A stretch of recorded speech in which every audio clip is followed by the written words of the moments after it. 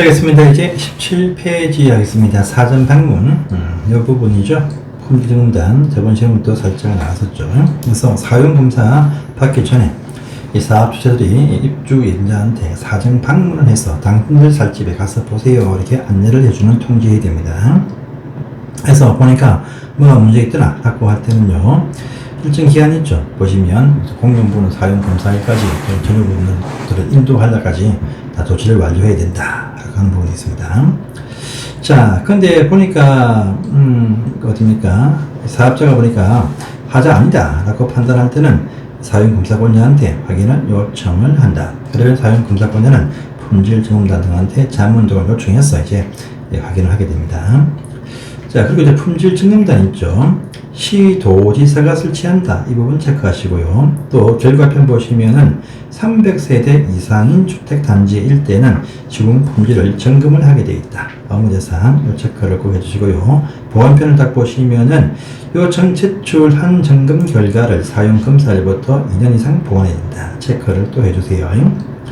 이런 과정을 거쳐서 이제 사용검사를 받게 되겠죠. 여기 학교 때 입주할 수 있습니다. 사업주체가 신청을 합니다. 누구한테요? 사용검사권자는 원래 원칙은 시군구청장이다 라고 하죠. 그러면 15일 전에 검사를 해서 합격이 되어지면 입주할 수 있죠. 그런데 이 사용검사 신청 이렇게 하지만 여기 하나 빠져있죠. 뭐가 있습니까? 국토교통부 장관이 승인한 사업자는 국토교통부 장관한테 사용검사를 받더라. 이런 부분도 빠져있지만 체크하게 됩니다.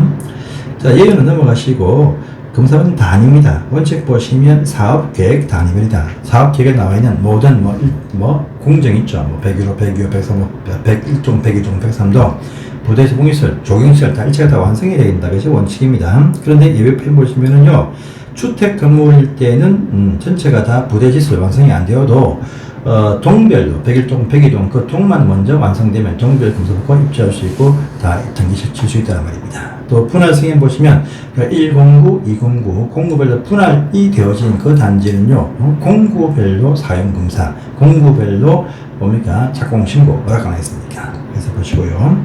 또 전체가 다 완성이 안 되어도 일부만 등기는 안 되어도 임시 사용 승인 받아서 그 부분만 쓸 수 있다라고 하죠. 대지 일대는 구역별로 완성되어진 구역에, 또 공동주택은요 세대별 임당 중요하죠. 공동주택일 때는 101호, 102호, 103호 몇 층까지 위에 상층부는 다 공사가 아직 안 끝났어. 하층부가 공사 끝났다. 먼저 이사 오세요. 라고 세대별로 일시, 임시 사용 승인할 수 있다. 임당 참 중요하죠. 그래서 보시기 바랍니다. 자, 나머지는 이제 뭐냐, 주택 건설 지원편이죠. 건설 지원편은 다 넘어가도록 하겠습니다. 쉬운 사항이고 많이 했고 이건 충분히 알 수 있습니다. 자, 다음 페이지 18페이지 봅니다. 이제 공급편이 등장을 합니다. 공급편 중요하죠. 한 두 문제가 시험에 뜹니다. 공급편 건설뿐 아니고 공급 분양도 마음대로 못한다. 입주자 모집 마음대로 못한다. 이 말입니다. 자, 첫 번째 보시면 입주자 모집을 할 때입니다. 건설 말고 입주자 모집, 즉 분양 공급 할 때 대도 승인 받아야 돼요. 이 승인은요 시군구청장한테 분양을 승인 받더라 라고 합니다. 그런데 복리시설 상가는 승인이 아니고 신고만 하면 된다. 상가는 신고한다. 주택은 승인 받고 상가는 신고합니다. 또 공공사업 주체는 그럼에도 필요 없이 분양을 친다라는 말입니다. 보시고요. 자, 조건 보시면요. 일단은 마감자재 목록표와 표시광고 사본을 제출을 해야 되고, 또 견본주택의 영상물을 만들어서 제공 제출을 해야 됩니다. 또 두 번째, 이번 사항은요, 우리 주택법에는 없습니다. 주택공 규칙이 있어요. 그러니까 주택 건설할 때는 대지의 사용권 등도 있었습니다. 근데 입주자 모집할 때는 대지의 소유권 확보하라 그런 부분이 있어요. 또 이 대지에 붙어있는 저당권 다 말소해라 그런 부분이 있습니다. 그래서 여기에 맞춰가지고 조건 1, 2와 맞춰가지고 밑에 보시면은 두 가지의 공급하는 자들의 어떤 책임이 또 등장을 합니다. 첫 번째 보시면은요, 분양 공급을 하고자 할 때는 마감자재 목록표라는 것을 제출을 해라 라고 하죠. 제출은 시군구청장한테 합니다. 그 다음은 참 중요하죠. 보관. 그러면 제출 받은 시점이 아니고 사용 검사 받은 날부터 2년 이상 보관한다. 이 문장을 항상 기억을 해 주십시오. 자, 또 여기 어디입니까? 표시광고 사본 요것은 공급계약 체결 1부터 체결 시작 30일 내에 제출한다. 약간 차이 납니다.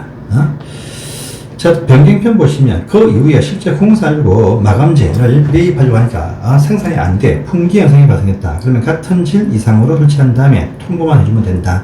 이런 부분 보시고요. 또 공급자 의무 2가 나오죠. 이건 뭐냐? 우리가 대지에 대해 입주자 모집받은 소유권을 확보해야 돼. 얘가 관계되는 사항이다.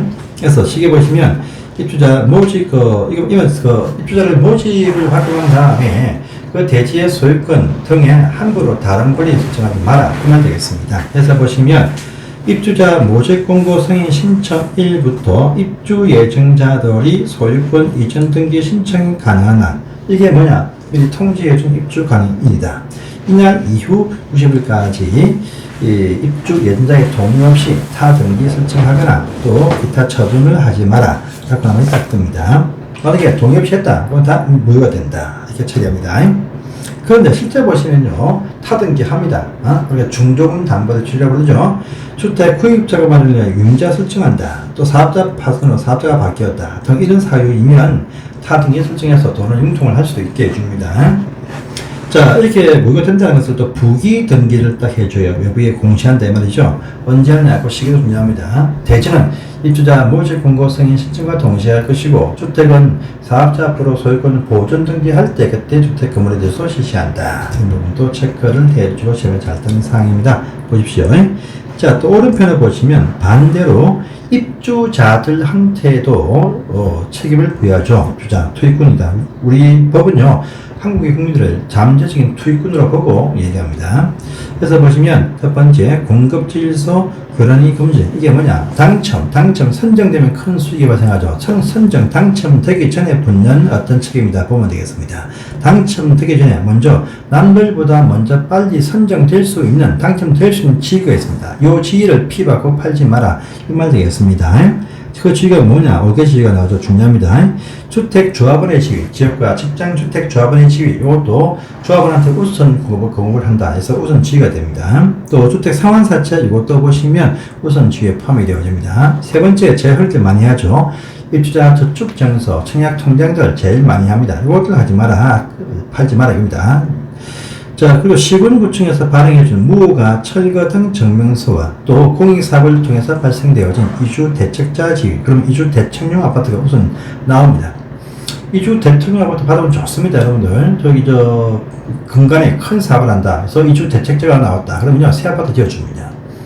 자기 혼집은 그때 당시는 평당 500, 400 하던 것이 새집 받으면요, 평당 5천, 4천 이렇게 합니다. 그러니까 좋아진다 보면 됩니다. 이런 지혜도 피받고 팔겠죠. 지혜가 있다 그러면요, 커미션 5억 받고 10억 받고 양자할 수 있습니다. 그래서 하지 마라 이 말입니다. 전부 다 매매, 정려, 알선, 광고, 홍보, 유도 전체가 안 됩니다. 그런데 밑에 단 부분 보이죠? 단 부분 저당권 설정해서 돈을 좀 빌린다. 내 요 권리 맞고 돈 빌리겠다. 또요 상속받았다. 이건 된다는 것이죠. 이거 말고는 일체 다 금지입니다. 다 금지인데 팔아먹었어. 딱 걸렸습니다. 지위 무효, 계약 취소, 입주했다 퇴거 명령, 주택에 대한 소유권을 사업자가 강제로 뺏어갑니다. 그러면서 10년까지 입주 자격을 제한한다. 새 아파트 못 간단 말이죠. 그런데 계약 취소편 보시면 내가 진짜 몰랐다. 이 전전 매수자 있죠? 이 양반이 난 몰랐어. 이걸 다 소명하면 그 계약은 유예하게 해주겠다. 라고 하는 부분도 있으니까 이것도 보시고요. 그 다음에 당첨이 되었죠. 선정되었다. 흔히들 잘 아는 전매 제한 이 붙습니다. 전매는 금지가 아니고 전매는 제한입니다. 할 수는 있어. 일정 기한까지만 전매가 제한된다는 말입니다. 선정된 날부터 기산점을 가지고 이제 만약에 이 밑에 보시면 요 지역이 쭉 나오죠. 쭉 나오는데 여기에 걸친다. 그러면 가장 긴 기간을 적용시킨다. 이렇게 또 아시면 되겠습니다. 예외표를 보시는데 이게 중요합니다. 여기에 걸린다 할지라도 예외가 있습니다. 세대원 전원이 다른 광역시나 시야원으로 생업상, 사업상, 질병상 등으로 이사간다라고 합니다. 수도권은 제외하고 할 때 그 집을 팔고 나갈 수 있습니다. 또 전원이 해외 이민갑니다. 2년 이상 해외 체류 유학 등 합니다. 이때 보시면 또 상속받은 집으로 간다. 할 때 보시면 팔고 나갈 수 있습니다. 또 이연편 보시면 배우자한테 몽땅 줄 수 있다. 그런데 정여할 때는 몽땅 못 주고 일부만 정여할 수 있다. 일부 정여. 이런 부분 보시고요.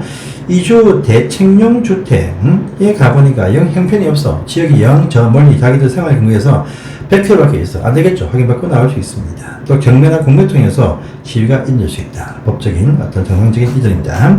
자, 6번 또한 신설되었죠. 요분들의 실직 파산, 신용 불량 등 경제적인 어려움, 이것이 신설되었죠. 이 경우도 이것을 소명하면 경전 요 지위들 팔고 내가 살게 하게 해주겠다라는 부분이 또 있습니다. 그 다음에 제일 밑에 자, 사용검사가 그 입주를 해서 잘 살고 있는데 그러니 옛날 땅 주인이 소유권을 회복했다 하겠습니다. 이게 참 난처해졌네요. 이럴 때입니다. 그런데 회복되어진 그 땅이 5%가 채 되지 아니할 때 주택의 소유자 분들이 이 땅 넘기세요라고 강제로 매도 청구를 행사를 할 수 있어요. 매도 청구는 다 시가입니다. 그래 이 권리행사는요 회복되었다고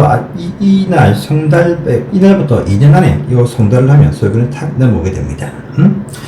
자, 또 대표자 선정에서 이 업무를 수행할 때 4분의 3 이상의 입주자, 소소이자 등의 동의 필요하고요.